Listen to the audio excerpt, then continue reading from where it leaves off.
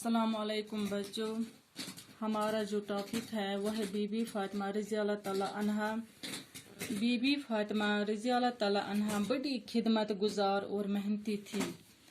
अपने शौहर और बच्चों की खिदमत के अलावा घर के तमाम काम अपने हाथों से करती थी।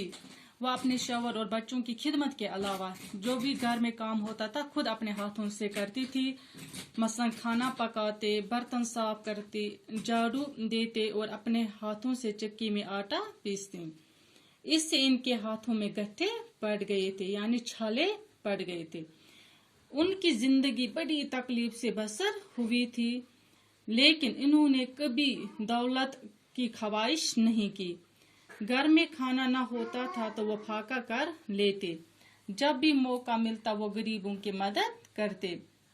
कई बार ऐसा हुआ कि वो और इनके बच्चे फाके से थे, खाने का कोई सामान मुहैया हुआ, लेकिन इसी वक्त किसी गरीब या मुसाफिर ने घर में आकर खाने का सवाल कर दिया। बीबी फातिमा रज़ी अल्लाह ताला अन्हा ने खाना इस गरीब के हवाले कर दिया और खुद इनके फाका ही रहे। हजरत मोहम्मद सल्लल्लाहु अलैहि वसल्लम अपनी बेटी का बहुत ख्याल करते थे। जब कभी बाप से मिलने आते, हुजूर सल्लल्लाहु अलैहि वसल्लम अपनी चादर बिछाकर बीबी फातिमा को बिठाते थे। हजरत मोहम्मद सल्लल्लाहु अलैहि वसल्लम को उनसे बहुत मोहब्बत थी, मतलब वो अपनी बेटी से बहुत प्यार करते थे।